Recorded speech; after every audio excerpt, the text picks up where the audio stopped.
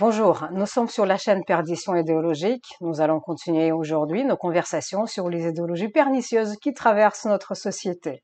Si vous trouvez que le contenu de cette chaîne est intéressant, et il est intéressant, soutenez-nous, diffusez, partagez, likez, parlez-en à vos connaissances. Nous allons consacrer cette séance à l'éducation nationale, parce que toutes les idéologies dont on parle ici apparaissent, sont nées, sont préparées dans les lieux d'éducation. En règle générale, on nous dit toujours que plus on est éduqué, moins on est haineux, parce que l'éducation égale savoir, et savoir égale amour, amitié, etc. Plus le niveau est élevé, moins on est dans la haine. Or, le problème, c'est que ça se passe dans le monde idéal. Dans le monde réel, on constate tout autre chose. Et toutes les statistiques montrent aujourd'hui que plus l'éducation de la personne est élevée, plus il y a de chances que cette personne soit idéologiquement mieux formée pour diffuser de la haine. Enfin, en tout cas, c'est ce qu'on constate aujourd'hui.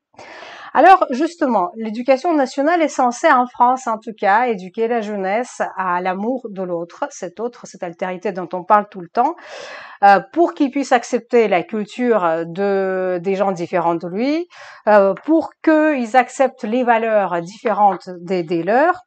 Et donc, l'éducation nationale prépare les gens à ce fameux vivre ensemble où il faut partager les valeurs d'autrui.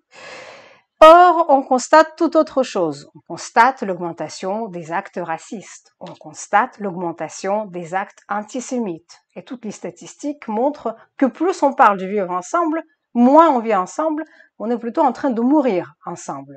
Pour parler de tout cela, j'ai invité aujourd'hui une très grande dame de l'éducation nationale, Josiane Sbero, qui va participer à cette conversation et qui va nous expliquer beaucoup de choses. Bonjour Josiane Sbero. Bonjour Yana. Permettez-moi de vous présenter d'abord. Je vous ai convoqué aujourd'hui parce que votre expérience n'a pas de prix. Vous étiez chef d'établissement du collège pour l'éducation nationale pendant 26 ans. Vous étiez également formatrice de chef d'établissement vous-même. Dans le cadre des territoires perdus de la République, vous avez travaillé pour PEREC. PEREC, c'est une association pour une école républicaine et citoyenne, et vous l'avez fait pour lutter contre les préjugés au sein de l'éducation nationale. Vous avez beaucoup travaillé aux côtés de Shmuel Trigano. Vous étiez chroniqueuse pour Pardes, pour Menora et pour Controverse. Controverse est une revue en ligne qui a les informations précieuses que tout le monde peut consulter aujourd'hui. Vous êtes responsable du groupe des métiers judéo-chrétiennes Vallée de Montmorency, dans une reconnaissance mutuelle totale. Vous avez également participé à la réalisation d'un film avec un imam pour expliquer l'ouverture et les valeurs du vivre ensemble à des lycéens du Val d'Oise. Vous avez toute votre vie œuvré pour la vie commune, pour la laïcité, pour la vie républicaine, et vous avez toujours voulu que ces directives majeures soient au centre des institutions éducatives. Votre travail fut récompensé. Vous êtes chevalier de l'Ordre du Mérite, vous êtes chevalier des Palmes académiques et vous êtes la seule et unique femme de France qui avait eu le prix Golden Golda de l'Organisation sioniste mondiale parce que vous avez beaucoup œuvré pour la promotion de la culture israélienne. Vous venez d'éditer un livre, L'école de l'exil, dont on parlera un peu plus tard. Et vous avez collaboré à l'ouvrage collectif dédié à l'assassinat d'Ilan Halimi. Et donc, je voulais vous parler de l'éducation nationale que vous connaissez très bien. Votre vie entière a été consacrée à l'éducation. La vôtre et celle de votre mari. C'est-à-dire que vous avez travaillé à l'élévation des âmes, à l'incarnation de l'idéal républicain dans le milieu scolaire. Entre les immigrés et les petits français, entre les arabes et les juifs, entre les arabes, les juifs et les chrétiens et tous les autres, vous avez donc constaté que les efforts que vous avez dispensés sont aujourd'hui souvent contrecarrés, en fait, par l'institution même à laquelle vous avez donné votre vie. Est-ce que vous pourriez dire comment c'est arrivé? C'est une très bonne question. Une très bonne question parce que je vais commencer par dire que j'ai la haine d'un terme qui s'appelle le vivre. Vivre est un verbe et on en a fait un substantif pour se séparer du contenu de ce verbe. Je peux parler de l'éducation nationale en France en tant que enfant des colonies. Et c'est très important. Je suis une colonisée.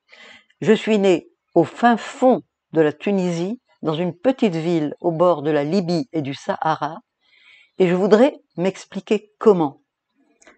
Ces enfants qui appartenaient vraiment à la colonisation française. Comment se fait-il que par les enseignants que nous avons eus, j'étais en mesure, à l'âge de 10 ans, de réciter la moindre poésie qu'un enfant de France aurait récité, que je chantais les mêmes chansons, que j'avais exactement les mêmes émotions d'enfant, et que je me disais toujours, je suis une petite partie de la France, bien que tunisienne, puisque tunisienne de nationalité. Je veux donc dire que la colonisation française est par excellence l'exemple de ce qu'une institution de qualité dans sa générosité est en mesure de faire. Par son éducation nationale, dans les colonies, la France a créé un creusot de la nation. Nous appartenions tous à quelque chose qui s'appelait la France. De par les festivités du 11 novembre, mais surtout par la littérature, par les chansons, par la musique, par les récits que l'on nous faisait. Et ça, je regrette énormément que sur le territoire français, je n'ai pas retrouvé cette richesse immense vis-à-vis de celui qui vient de loin, de celui qui est l'étranger. Donc nous allons pouvoir en discuter, je vais pouvoir dire quel a été mon problème face justement à ces enfants de l'immigration. Oui, merci beaucoup. Donc en fait, ce que vous constatez ici et ce que vous dites là, ça va déplaire à beaucoup de gens qui parlent de la colonisation comme le crime contre l'humanité. Je vous rappelle que Emmanuel Macron l'a dit en Algérie. Et en fait, vous dites que la colonisation n'avait pas que du mal, mais qu'elle a apporté aussi de la culture. C'est d'ailleurs ce que contestent beaucoup de gens. Et alors, pourquoi vous n'avez pas retrouvé tout ce que vous avez appris à l'école française étant colonisé? Là, on revient au parcours que je décris dans mon livre. Étant tunisienne, en arrivant en France, quand il nous a fallu obligatoirement quitter la Tunisie, pour les Juifs, il n'y avait plus de place en Tunisie. En arrivant en France, malgré mes diplômes de la Sorbonne, mes diplômes titres français de la Sorbonne, je me découvre tunisienne, inutilisable en France. Donc inutilisable, pendant quelques années, dans mon livre, on verra le parcours, pour ceux qui le liront, qui est un parcours très humiliant. Mais l'humiliation m'a appris, justement, ce que c'était que la condition d'immigré. L'humiliation m'a appris à quel point, dans l'émigration, on avait besoin de trouver des mains tendues. Quand enfin je suis devenue française, mon seul rêve était de rejoindre l'éducation nationale, qui était l'objet de ma formation. Je pensais enseigner la philosophie, et là on m'a dit « Ah, étrangère, malgré les diplômes universitaires ». En 68, quand je suis rentrée à l'éducation nationale, on recrutait de simples bacheliers que l'on appelait des PEGC pour devenir professeur de collège. J'avais bac plus, mais on m'a dit « Ah, éducation spécialisée », avec beaucoup de mépris. Je ne savais pas ce que c'était.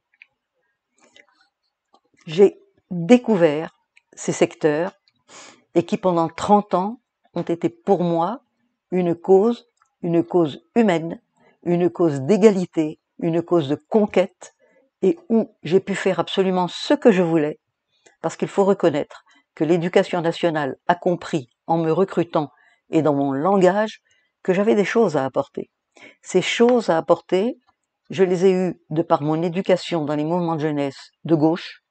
J'ai été très à gauche de par mes formations dans les mouvements de jeunesse, par un parcours au kibbutz où j'ai beaucoup vécu la pédagogie du kibbutz, et cela m'a fait comprendre que je pouvais être extrêmement utile à ces enfants étrangers du rapprochement des familles en 74, et où j'ai pu réellement, je peux l'expliquer plus longuement, apporter à ces enfants une richesse qui est le contenu de leur vie actuelle, puisque je vis encore parmi de nombreux anciens élèves, nous avons encore des relations humaines qui sont poursuivies, et je vais pouvoir expliquer, si vous me posez quelques questions, ce qui n'allait plus à l'éducation nationale et ce qu'on a pu faire dans ce cadre. Moi, je constate que vous n'avez pas ce qu'on appelle le ressentiment, malgré l'humiliation que vous avez vécue et que tout le monde peut apprendre, enfin, la manière dont vous avez vécu dans votre livre. Vous avez continué à œuvrer à l'amélioration de la condition humaine, si on reprend les mots des philosophes.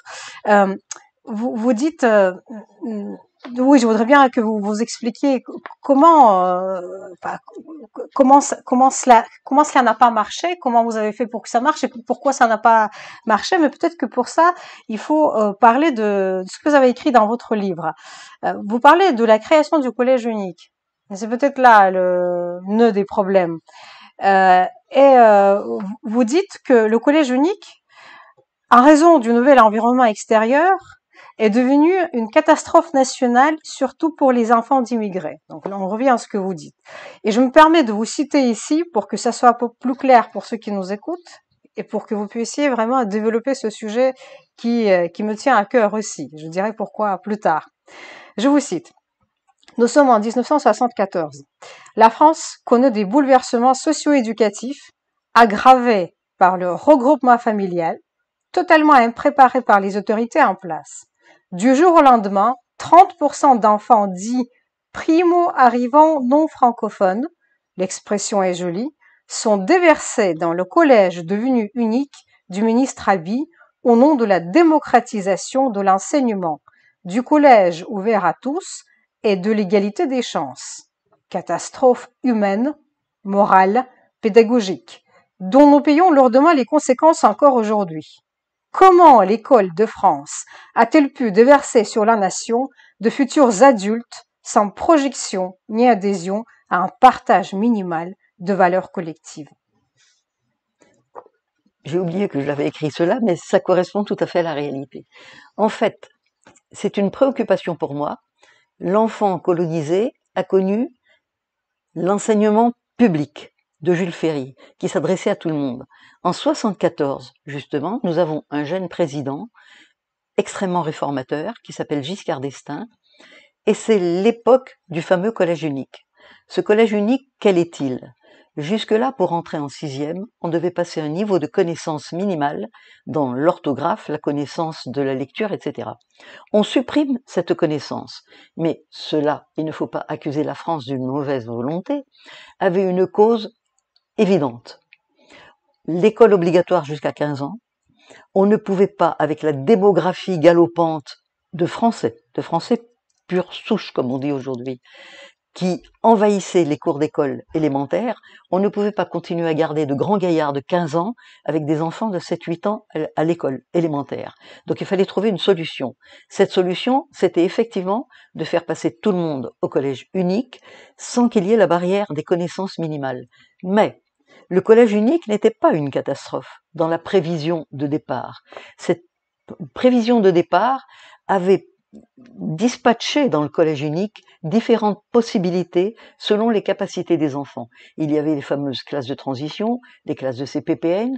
Pour les plus en difficulté avec 2 ans de retard, il y avait les fameux SES qui sont devenus SECPA. Le problème, c'est qu'on venait à peine de mettre le collège unique en place quand Giscard d'Estaing a déclenché le rapprochement des familles. Dans ce rapprochement des familles, il y a eu une explosion, 30% d'enfants que l'on appelle effectivement primo-arrivants non francophones. C'est-à-dire qu'il ne s'agit pas du tout des jeunes émigrants que l'on voit arriver aujourd'hui, qui ont des diplômes, qui sont en recherche d'études. C'était les enfants de ces papas qui travaillaient dans l'automobile et qui travaillaient dans le terrible bidonville de la cité d'urgence de Gennevilliers, où j'ai fait un stage pour savoir et comprendre ce que c'était. C'est-à-dire vraiment des enfants qui arrivaient du bled au collège, sans aucune préparation, mais ils arrivaient en nombre. Et là, une fois encore, la démographie a joué contre la volonté unificatrice qui était dans le collège unique. C'était absolument impossible de faire face sans avoir fait une préparation minimale. Mais ce n'est pas tout. Là où la déflagration a démarré, c'est que, en même temps que le collège unique, nous avons une loi en France qui s'appelle la terrible loi LCO, Langue et culture d'origine. J'ai combattu cette loi pendant 30 ans. Cette loi impose à tout enfant étranger, nous devons lui fournir à l'éducation nationale sa langue d'origine. Mais, encore, des petites astuces à la française, cela se passe dans les établissements scolaires, mais cela concerne le Quai d'Orsay et le ministère des Affaires étrangères du pays concerné. Nous, enseignants, nous n'avons pas le droit de dire. Nous prêtons les locaux simplement. Comment vouliez-vous, en 74, que la Tunisie décolonisée, sous peu, l'Algérie décolonisée sous peu, qui n'avait pas d'enseignants d'arabe pour ses propres élèves, ces deux pays ne pouvaient censément pas envoyer de professeurs d'arabe pour les petits immigrés qui arrivent en France. Donc là, pour moi qui comprenais l'arabe, pour moi qui venais d'un pays arabe, j'ai vu effectivement arriver dans nos établissements scolaires des imams d'Arabie Saoudite avec leurs petites calottes et leurs robes blanches, et qui, au lieu d'enseigner l'arabe à ses enfants, leur enseignaient le Coran wahhabite. C'est-à-dire que depuis 74, nous avons formé des flopées d'enfants à l'école sur une religion qui n'est pas la leur. Parce que parlant arabe, je rencontrais les parents, ce que l'on appelle les Chibani, les anciens. Et les Chibani, qui avaient toute confiance en moi, me disaient, Madame Sbero, ces professeurs d'arabe, ils sont en train de nous voler nos enfants. Ce n'est pas notre Coran, ce n'est pas notre islam, ce n'est pas le même. Nous avons hurlé, nous avons crié, on nous a dit, silence, ça ne vous regarde pas. Pendant des années, j'ai vu Monsieur Payon, ministre, qui effectivement, pendant 2 heures, il m'a interviewé et il a dit effectivement, c'est énorme, il faut s'en occuper. Mais il est parti trop vite. Les ministres qui l'ont suivi m'ont toujours dit, ce n'est pas important. Ça se réglera avec la présence en France. Et il a fallu, en 2023 ou 24, je ne sais plus, 23 ou 24, Gabriel Attal était l'adjoint du ministre Blanquer. C'était son chargé de mission, quelque chose. Je suis allée voir Gabriel Attal avec mon livre dans lequel, justement, sur Ilan Halimi, dans lequel j'explique ce problème. Et je lui ai dit, Monsieur Attal, vous devez faire lire ces 40 pages au ministre. Il est impérieux d'annuler la loi LCO. Je suis obligée de dire qu'un mois après, la loi LCO, après toutes ces années de combat, a été supprimée. Mais c'est une loi qui a commis beaucoup de dégâts, donc 4-5 générations de jeunes musulmans maghrébins ont été éduqués dans le wahhabisme. C'est très grave. Mais il n'y a pas que ça. L'année dont vous parlez, 1974, c'est l'année de la création des accords euro-arabes qui ont été initiés par Charles de Gaulle, et c'est aussi la création de l'association Eurabia dont parle Battieur, et donc dont on peut trouver aussi les bulletins. Et la promotion de la culture musulmane, en fait, fait partie de ces accords. Il ne faut pas l'oublier. Peut-être beaucoup de gens ne le savent pas, mais c'est très important de le dire aujourd'hui.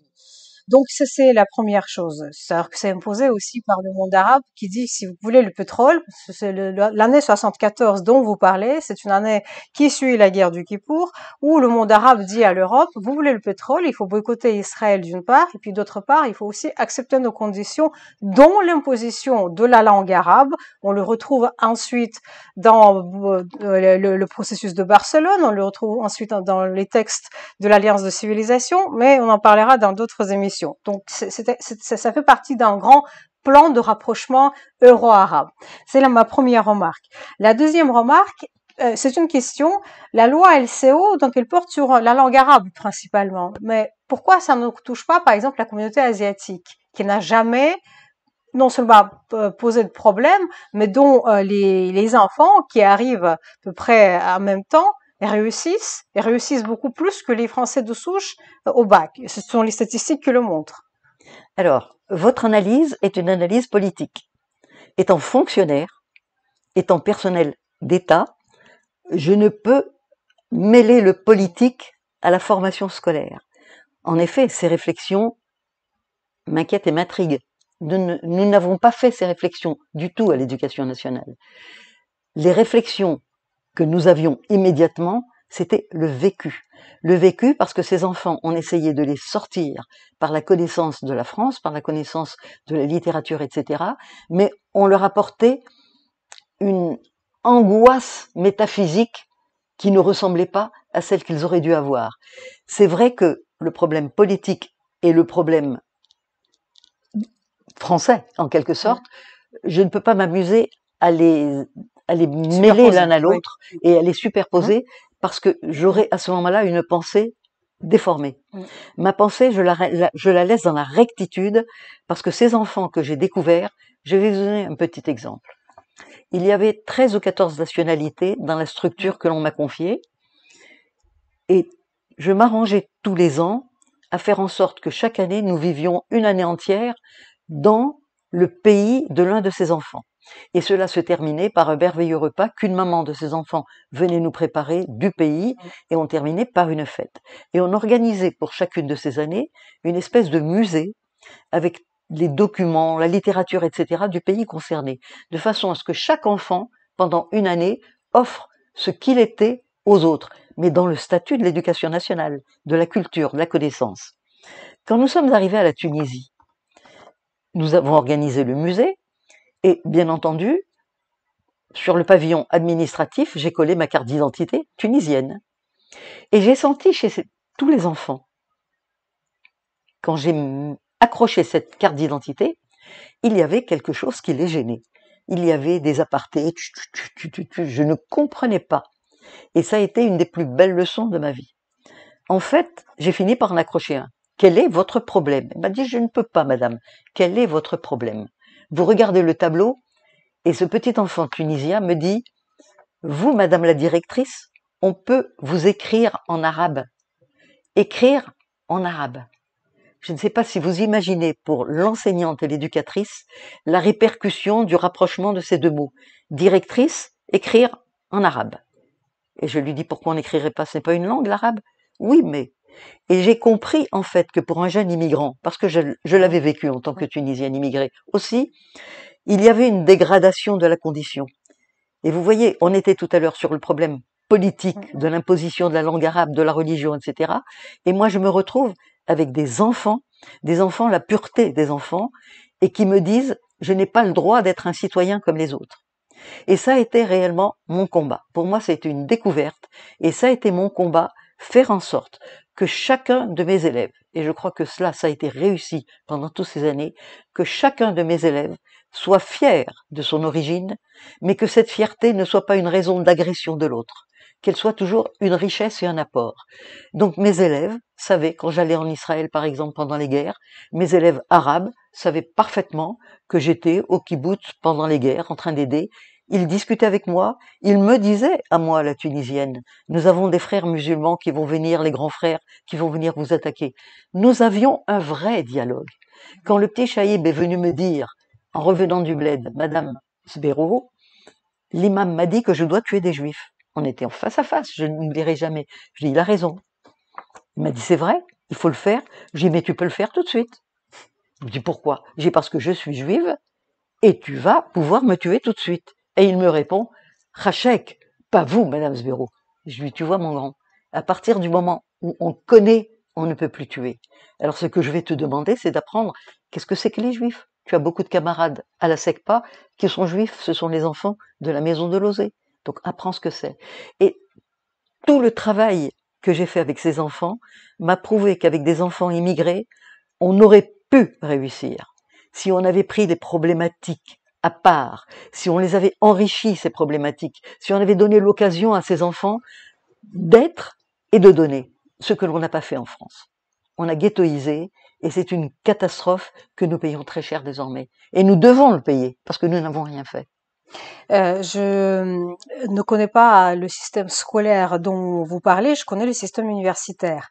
Et cette superposition des choses, pas politique, j'ai constaté ça une fois quand en master, j'avais une quarantaine ou une cinquantaine d'étudiants qui sont venus d'Algérie. Naguère, le niveau de ces étudiants était formidable. C'est-à-dire que vous avez absolument raison, les Tunisiens, les Algériens, les Marocains qui venaient en France avaient le niveau beaucoup plus supérieur aux Français sur place. C'est un fait. Mais dans les années, il y a une dizaine d'années, donc 2010, j'avais tout un cours d'Algériens qui sont venus ici pour étudier et qui voulaient vraiment faire leurs études. Simplement, en Master 2, ils n'avaient pas le niveau. Ils n'avaient pas le niveau que certains de nos étudiants ont en deuxième année de licence. Et je suis allée voir le directeur de l'EFR en lui disant, je crois que c'est du mépris pour ces étudiants, parce que vous avez mélangé des gens qui viennent des écoles normales, de notre école normale, et vous avez avec les gens qui sont de très bonne volonté, mais qui ne peuvent pas réussir. Et donc, de deux choses l'une, soit vous créez une classe pour eux, pour qu'on monte leur niveau, et de cette manière, ils pourront suivre les cours de master, ils ne sont pas capables, soit ça ne marche pas. Et alors, le résultat était le suivant. Il m'a dit, mais tu sais que c'est la politique. C'était la réponse du directeur de l'UFR qui m'a dit, on ne peut rien faire, nous avons des conventions. Les étudiants qui sont venus de l'école normale ont quitté le master parce qu'ils s'ennuyaient. Il fallait que j'explique ce que ça veut dire le pronom. Le pronom en master 2 des sciences du langage. Et moi, j'ai considéré ça très humiliant. Non pas pour moi, bien évidemment, mais d'une part, pour tout le monde, en fait, pour tout le monde. Pour ceux qui étaient là et qui n'avaient pas le niveau, parce qu'ils avaient un autre programme.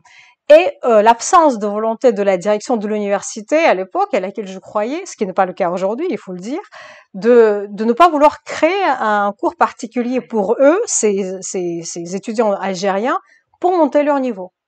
Voilà, donc j'ai constaté ça à la fac, ce n'est pas du collège unique qu'il s'agit, mais il s'agit d'une stratégie générale, je crois, du mépris, tout simplement. Pour moi, je l'analyse de cette manière. J'aime beaucoup ce terme, parce que je suis une colonisée, ne l'oublions pas. 80% d'une tranche d'âge au bac, quand Chevènement l'a déclenché, sans préparation, c'était encore pire que le collège unique. Tout ce que l'éducation nationale a préparé dans des grands discours en disant c'est parce qu'ils sont immigrés, c'est parce qu'ils sont dans des régions désocialisées, etc. Personnellement, en tant que colonisé, je l'ai toujours vécu comme une injure. On nous a habitués, en tant que colonisés, qu'il fallait travailler davantage pour atteindre le niveau et pour être respectable. Et ça a été toujours mon combat de dire, à force de vouloir pour ces enfants, vous réduisez totalement le moindre effort à atteindre, le moindre combat pour atteindre un niveau. Et ça, réellement, c'est la catastrophe de l'éducation nationale que l'on appelle générosité. Ce n'est pas une générosité, c'est une paresse pédagogique, c'est la conséquence des Bourdieu, Passeron, etc., que nous avons tellement étudiés dans les années de formation et qui ont remplacé vraiment le sociologique à l'éducatif. C'est la période, n'oublions pas, les joyeux enfants de Summerhill, les écoles anglaises, etc. C'est aussi la catastrophe d'un certain ministre, puisqu'on va peut-être en arriver au voile tout à l'heure, la catastrophe d'un certain ministre qui s'appelait Jospin et qui, par sa loi d'orientation, a mis l'enfant au cœur du système. Et cet enfant au cœur du système, c'est-à-dire qu'il faut partir des besoins de l'enfant. L'enfant sait quels sont ses besoins. Il le sait d'une façon inhérente. Non, l'enfant ne sait pas. Un père de famille sait mieux que ses enfants ce dont l'enfant a besoin. Je regrette infiniment. Et Jospin a totalement violenté l'éducation nationale en mettant cet enfant au cœur du système. Il a violenté l'enseignant parce qu'il lui a enlevé son rôle d'autorité, son rôle de transmetteur. Il a mis l'éducateur au même niveau que l'enfant. Quand la majorité de ces enfants, dans certains secteurs, devenaient des enfants acculturés, des enfants malheureux, des enfants misérables, c'est-à-dire que de plus en plus, dans ces secteurs-là, l'enseignant devenait l'égal de la lie de la société. Comment vouliez-vous avoir du bonheur à enseigner, avoir l'envie de mener l'enfant vers quelque chose, et ces enfants-là, au bout de 2-3 générations, une génération scolaire, c'est 12 ans. Au bout de 2-3 générations scolaires, vous les aviez à l'université. Et à l'université aujourd'hui, on reconnaît, y compris à Sciences Po, puisque même à Sciences Po, on a supprimé l'examen sélectif pour le remplacer par la générosité. Eh bien non, la générosité n'est pas une éducation. Il suffit de voir le pouvoir religieux. Le pouvoir religieux n'est pas généreux. Le pouvoir religieux mène dans certains dogmes, certaines connaissances à avoir, à passer. Il n'y a pas de raison que l'éducation ne soit pas aussi un minimum de dogmes pour mener les enfants vers. Notre prochain entretien après vous sera consacré justement au problème de l'immigration et je le ferai avec un Algérien, l'enfant de la République française, qui a grandi dans ces milieux dont vous parlez et qui s'est battu vraiment pour devenir ce qu'il est devenu. Il a été méprisé par tout son milieu et on en parlera la prochaine fois. Pourquoi je donne cet exemple? Parce que quand vous parlez de la volonté des éducateurs, il faut aussi peut-être savoir que cette volonté n'a pas toujours été bien vue par les parents. des enfants dont on parle. Tous les parents ne voulaient pas s'intégrer aussi. C'était le problème, je crois, de l'incompréhension de la France qui voulait, qui va arriver de la politique de l'assimilation où finalement tout le monde devenait des petits Français avec les mêmes valeurs et les mêmes références culturelles, parce que c'est la culture qui forme la communauté nationale. Et donc, il y avait quand même un problème qui était lié à la religion, mais à la seule religion dont on parle, la religion musulmane. Il n'y en avait pas eu d'autres. Les bouddhistes n'ont pas résisté à l'assimilation. Les juifs n'ont pas résisté à l'assimilation. Et donc, c'est effectivement lié au problème que vous avez évoqué au début, c'est le problème de l'islam qu'on connaissait pas. Enfin, je pense qu'on s'y intéressait pas. Et on s'y intéressait pas, soit par l'indifférence, soit par mépris, soit par l'absence de lucidité et là pour le coup politique. Donc, qu'est-ce que vous en dites? Alors, j'ai beaucoup de choses à dire là-dessus. Beaucoup de choses à dire, parce qu'en fait, non. La religion à l'école, on n'en parlait pas. Jusque dans les années 2005. Là, tout a commencé de façon violente à l'école. Comment? J'avais 800 repas dans l'établissement où je dirigeais la section. Nous avions 800 repas à midi. Dans ces 800 repas, j'avais à peu près 150 enfants juifs de la maison d'enfants de Lozé de Taverny.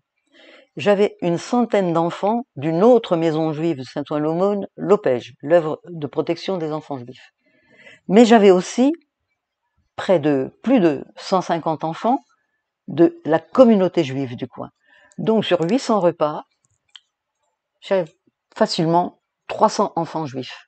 En 30 ans, je n'ai jamais entendu un enfant juif demander quoi que ce soit au niveau de la cantine. Jamais. Il se trouve qu'en 2005, quand les mouvements politiques extérieurs à l'éducation nationale ont pris du poids, les enfants juifs chassés de l'école, etc., un certain Mouloud Aounit, qui était patron du MRAP. Ce patron du MRAP a écrit énormément d'articles dans les journaux, beaucoup d'émissions à la télévision. C'était un grand ami de Tariq Ramadan et ils menaient ce processus ensemble. Il demandait, lui qui était musulman, il demandait du kasher à la cantine. Suivez mon regard pour l'astuce et le détournement de la demande. Nous avons eu un grand combat tous les deux. Pour moi, en tant que chef d'établissement de l'éducation nationale. Et j'ai écrit dans Libération à l'époque un gros article pour dire, Monsieur Mouloud Aounit, laissez les cours de récréation tranquilles, elles ne vous ont jamais demandé de kasher. Si vous voulez demander du halal, le problème n'est pas chez moi, vous le demandez. Mais en demandant du kasher, vous déviez le problème.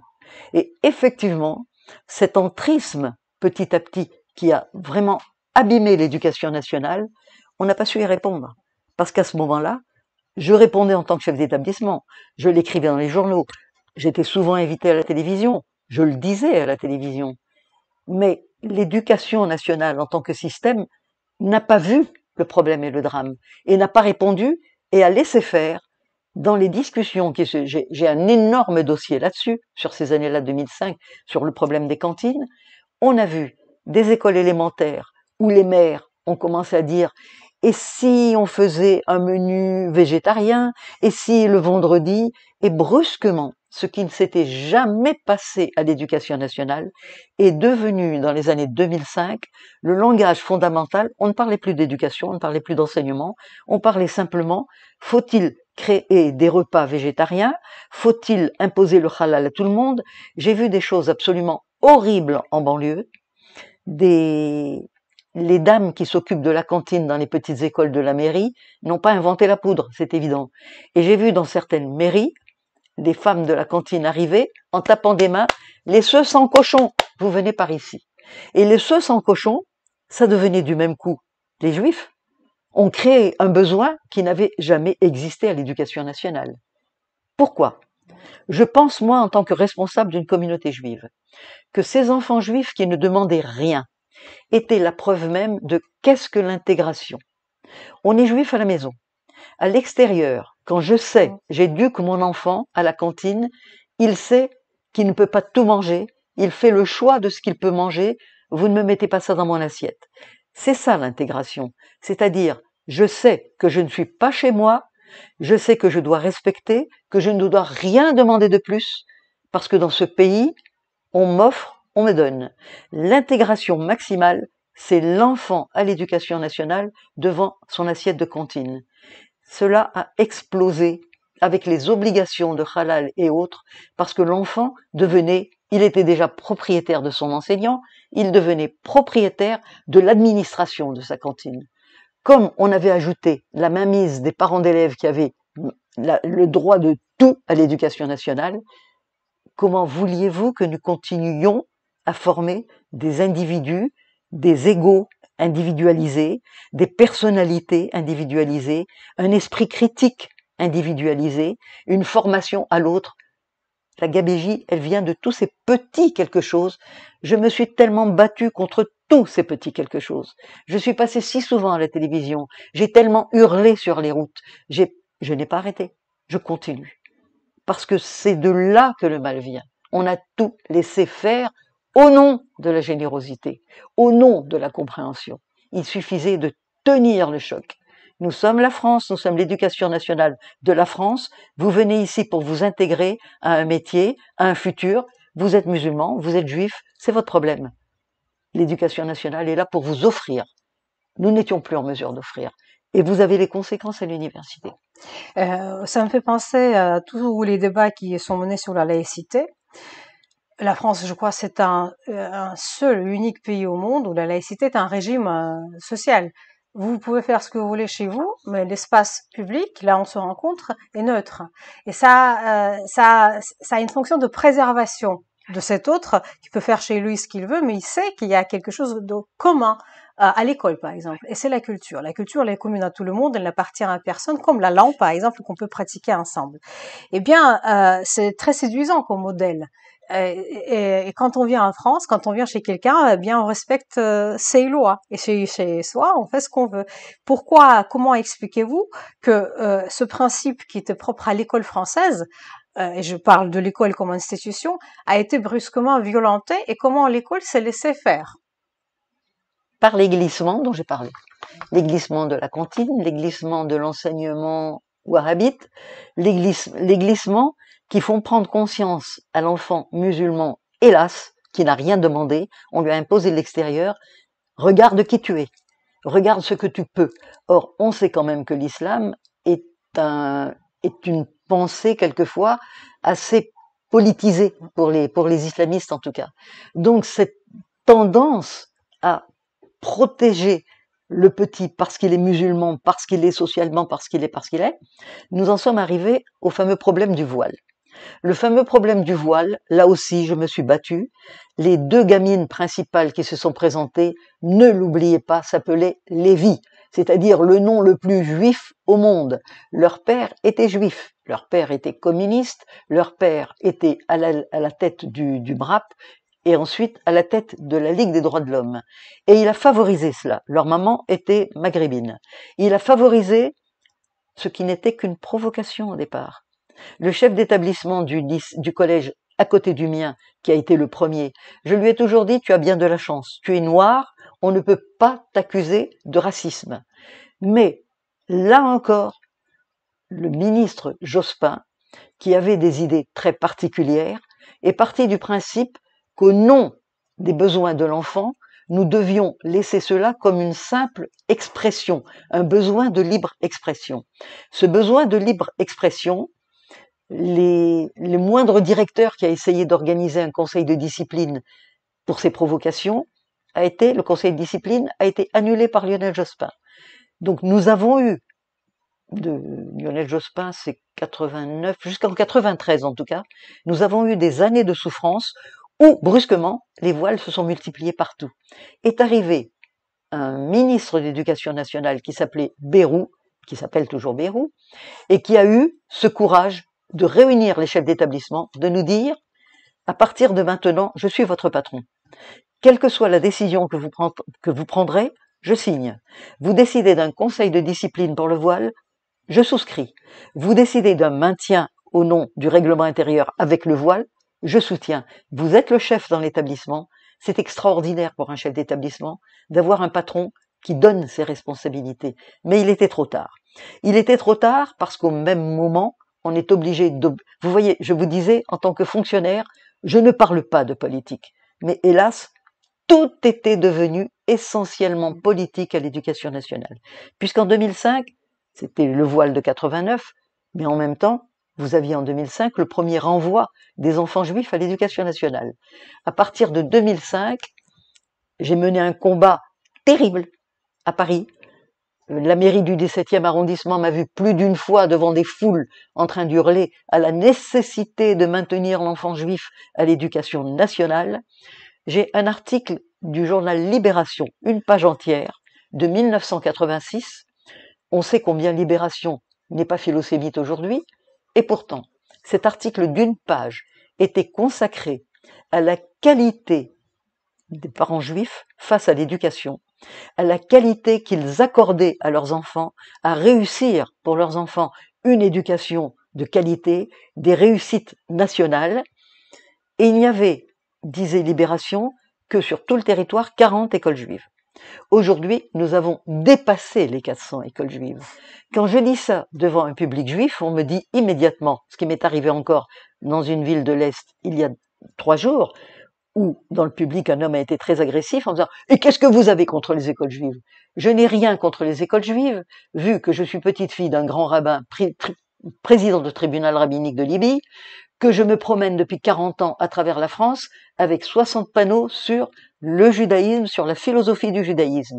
Donc ce n'est pas en tant que juive que je n'ai rien à dire, c'est en tant qu'éducation nationale, un pays où nous avons des Arabes, des musulmans, des juifs et des non-juifs, c'est un pays où la parole est multiple et il y a des échanges, forcément.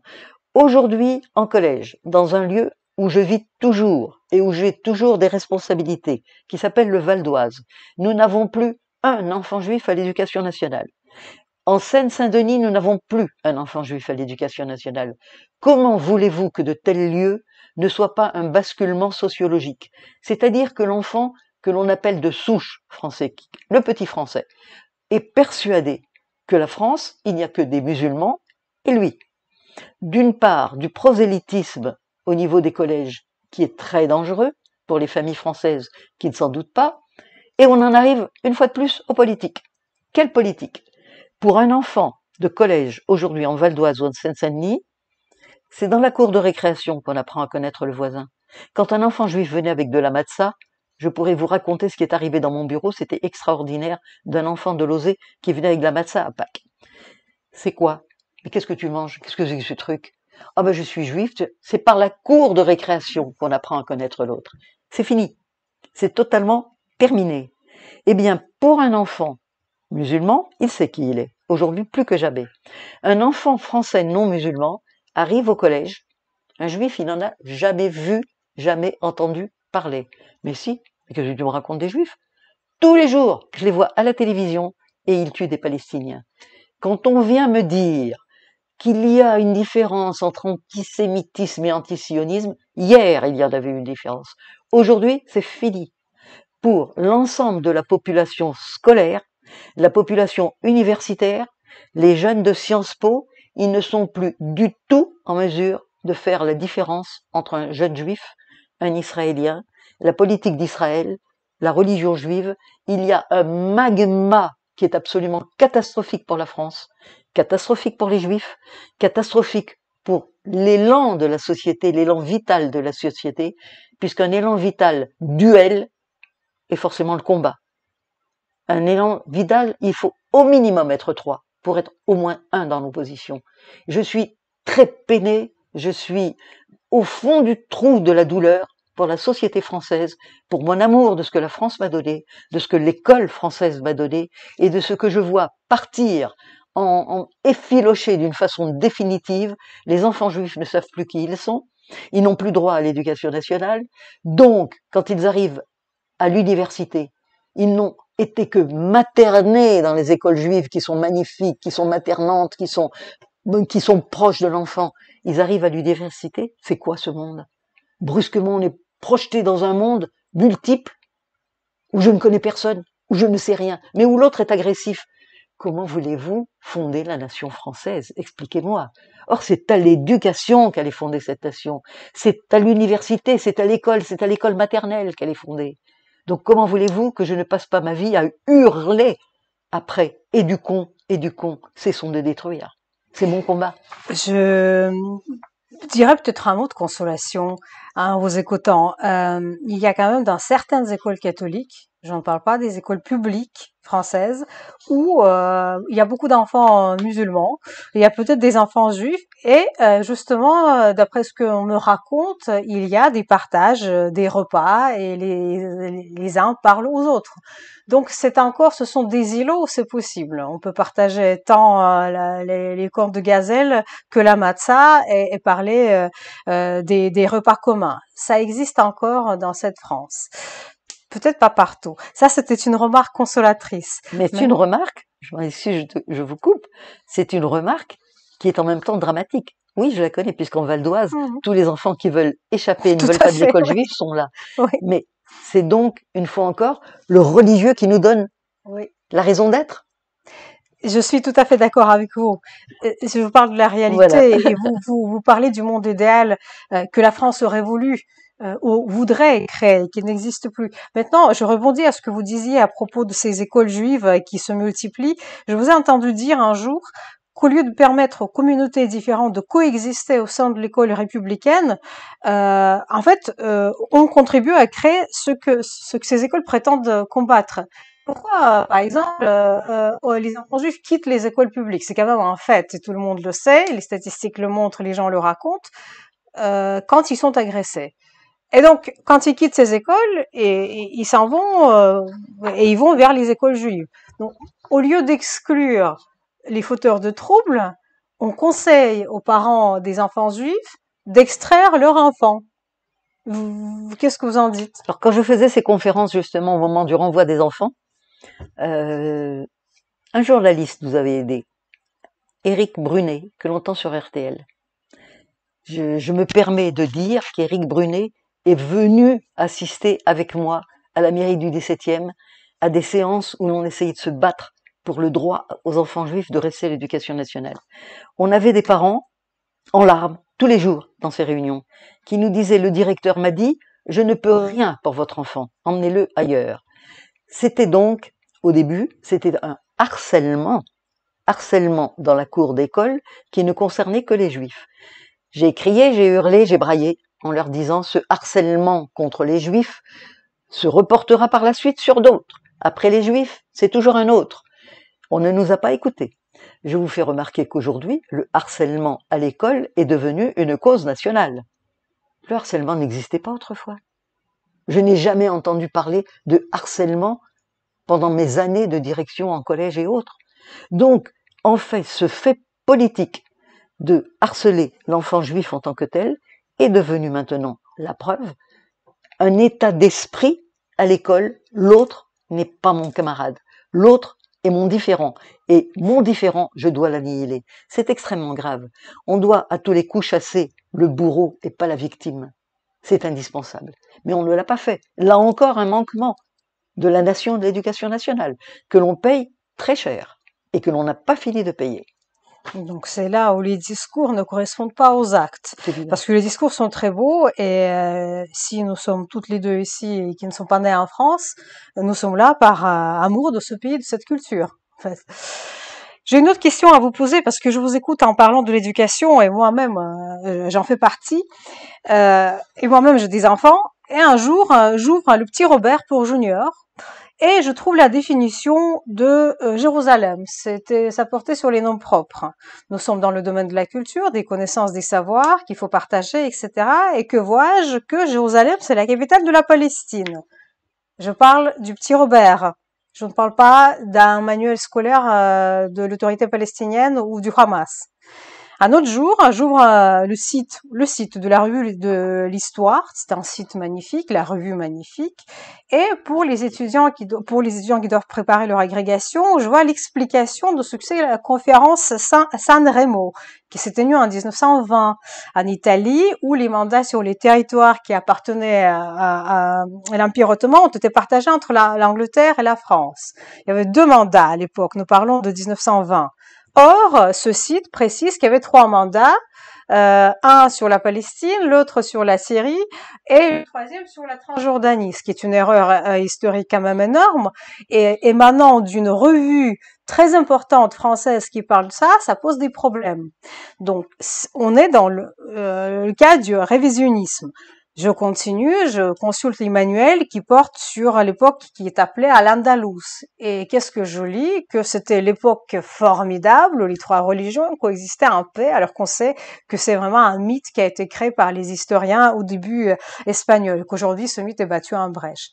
Alors il s'agit clairement de la démarche révisionniste. Vous qui avez consacré toute votre vie à l'éducation, vous qui connaissez l'histoire, vous qui avez l'éducation philosophique, comment peut-on enseigner dans ces conditions-là quand vous avez à peu près tout, y compris les plateformes éducationnelles que j'ai pu consulter, qui font du révisionnisme historique? Qu'est-ce que vous en dites? C'est plus pernicieux que du révisionnisme, parce que votre langage vous met au niveau de l'université. Je vais rester au langage, sur le terrain, le plateau des vaches, parce que c'est là que tout commence. En fait, il y a eu un entrisme à l'éducation nationale, un entrisme intellectualisé qui a été absolument terrible. Je suis tombée sur les premiers documents dès 1982, guerre du Liban. Les syndicats à l'éducation nationale ont tout de suite pris fait et cause pour un aspect de la politique du Proche-Orient, alors que nous n'avions pas à le faire, nous étions en France. Donc cet aspect de la politique du Proche-Orient, premier tract en 82 de l'éducation nationale, alors que j'étais responsable syndical, c'est Beyrouth, plus jamais ça. Il y avait la déviance de la formule plus jamais ça, qui jusque-là avait été réservée à la Shoah.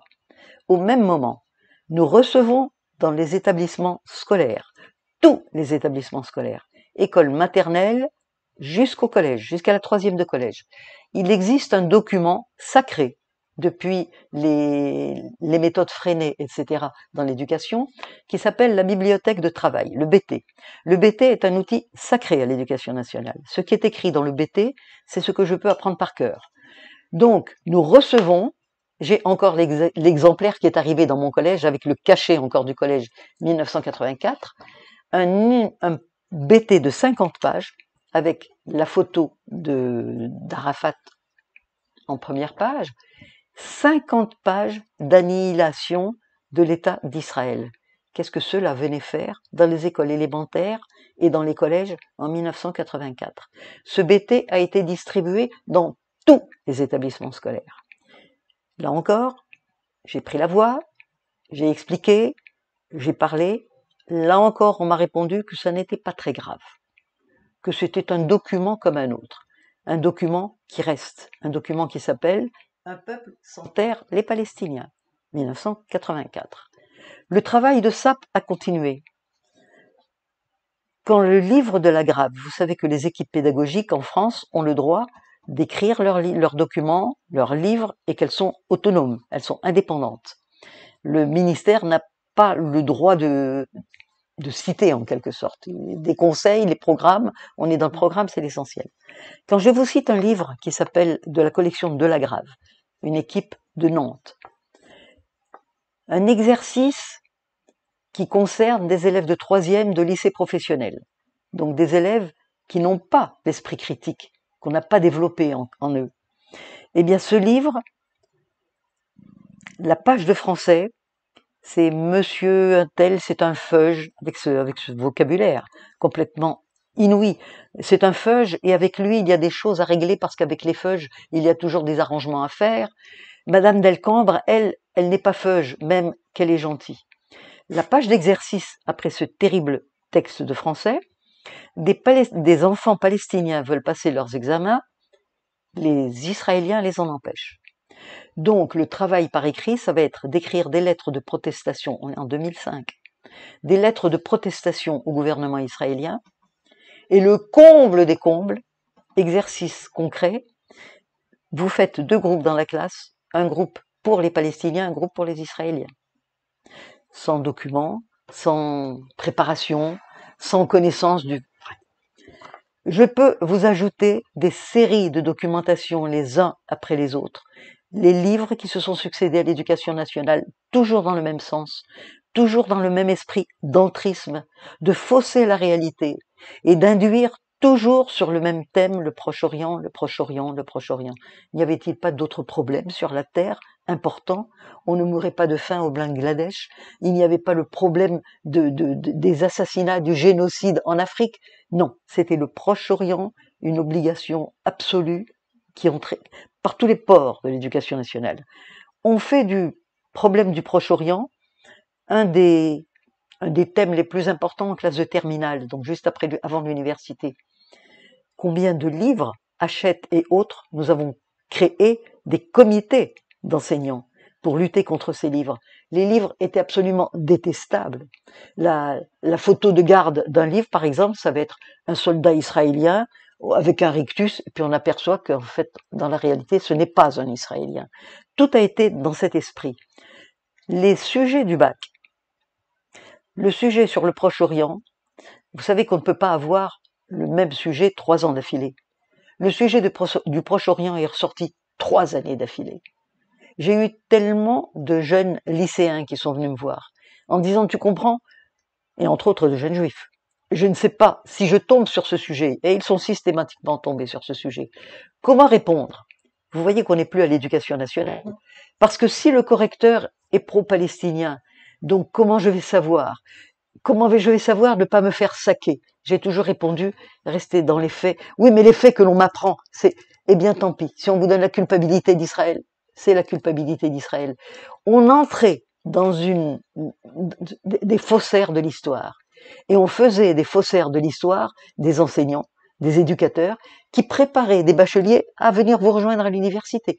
Comment voulez-vous que je ne sois pas en colère? Contre, une fois encore, contre les livres, contre les enseignants, parce que la PSG, l'association des professeurs d'histoire-géographie, a quand même un rôle à jouer là-dedans. Mais nous avons affaire de plus en plus, là aussi, à des secteurs idéologues. Nous avons de plus en plus affaire à des gens qui ont pris parti.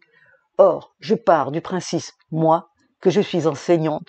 Pour moi, être enseignant, c'est un devoir sacré de l'humanité. Je n'ai pas à avoir d'idées personnelles quand je suis en service.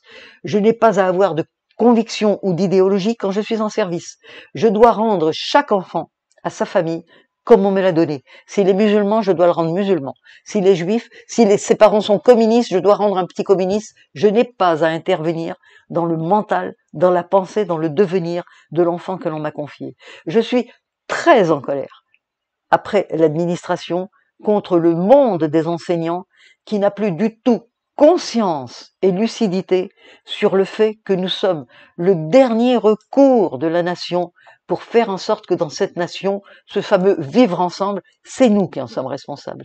C'est nous qui le distribuons, c'est nous qui le créons, c'est nous qui le fabriquons, c'est nous qui l'offrons. Nous en sommes totalement récipiendaires, destinataires et transmetteurs. C'est extrêmement grave. Je vous rejoins complètement. À moi, à mon humble avis, c'est un avis, hein. C'est exactement la même chose de ce qui se passe à l'université. Je ne parle pas uniquement du conflit qui concerne Israël et les Arabes. Je parle de toutes les autres idéologies que j'observe tous les jours et qui concernent tant l'atteinte à la langue que l'atteinte aux sciences humaines. Moi, je pense qu'il faut fermer les universités publiques et faire des structures parallèles. Ça, c'est pour les universités. C'est un avis qui n'engage que moi. Mais vous, que dites-vous à propos des écoles? On ne peut pas créer un système parallèle aux écoles nationales. Et non, je n'ai pas besoin d'école parallèle, j'ai la structure, et elle est nationale. Donc il y a un problème de formation des enseignants. Quels sont les objectifs? Je pense personnellement que tout le problème aujourd'hui est, tout d'abord, à reformer des programmes quinquennaux. Il nous faut absolument... Pourquoi? Depuis Giscard d'Estaing, ce qui n'était pas le cas autrefois, chaque président nomme son ministre de l'Éducation nationale. Son ministre. C'est scandaleux. Or, son ministre a des idées, des objectifs, ceux du président. C'est-à-dire qu'à partir de Giscard d'Estaing, on a politisé la fonction de ministre de l'Éducation nationale. J'ai calculé qu'en 50 ans, nous avons eu 25 ministres. Je ne compte pas ceux du président actuel parce que lui, c'est un ministre par semaine. Donc cela ne compte pas. Jusqu'à Macron, en 25 ans, nous avons eu 50 ministres de l'éducation. En 50 ans, nous avons eu 25 ministres. Un ministre fait, j'ai calculé, 2 ans et 1 mois dans le meilleur des cas. Un élève, c'est 12 ans de scolarité. Donc, depuis Giscard d'Estaing, tout élève a connu 6 réformes dans sa scolarité. Et quand je dis réformes, ce sont des réformes fondamentales, des réformes qui vont jusqu'au sens du pourquoi et du comment. C'est extrêmement grave. Où allons-nous avec cela? Donc je pense personnellement que l'on doit obligatoirement, enfin, dépolitiser le rôle du ministre de l'Éducation nationale, choisir un ministre qui soit du sérail. On ne peut pas continuer à avoir, je dis rien contre Madame Borne, elle a été excellente pour discuter avec les patrons, les entreprises, etc. Elle n'a rien à faire à l'éducation nationale, comme Papa Ndiaye. Ils n'ont rien à faire avec les enseignants. Ils n'ont pas le même langage, ils n'ont pas l'empathie qu'il faut, ils n'ont pas la connaissance d'avant et d'après. Donc il nous faut, au ministère de l'Éducation nationale, quelqu'un qui soit au-delà du politique. Il nous faut des plans quinquennaux de façon à ce que du CP au CM2, l'enfant soit dans le même système. Que l'on change au bout de 5 ans ne me gêne pas, mais sur une tranche de 5 ans, qu'il y ait une logique dans le programme, dans le suivi. Et que, au niveau des livres, on ne peut plus continuer que chaque équipe, selon son idéologie, puisse induire dans les livres des systèmes sous-jacents et des communications qui sont tout à fait cachées, mais pour le sachant que je suis, et qui est la vieille peau de l'enseignante que je suis, les découvre tout de suite. Il nous faut probablement, dorénavant, avoir un minimum de surveillance des éditions de livres scolaires, qu'il y ait un minimum de collectif et qu'il y ait un minimum surtout d'objectivisation de l'enseignement, ce que nous n'avons pas du tout. Nous sommes très en difficulté. Bon, sur ces propos qui laissent pas beaucoup d'espoir, me laissent un peu d'espoir. J'espère que vous serez entendus. Je vous remercie beaucoup de ce que vous racontez ici, et puis j'espère que on pourra continuer à travailler sur l'amélioration de l'état de la nation française. Je ne perds pas courage ni espoir. Je continue de combattre. Je continue de trimer, je continue de rencontrer, je continue de dire. Donc pour moi, l'espoir, c'est l'action sur le terrain. Et je ne lâcherai pas l'action sur le terrain. C'est ça l'espoir. Merci beaucoup, Josiane Zbero. Merci.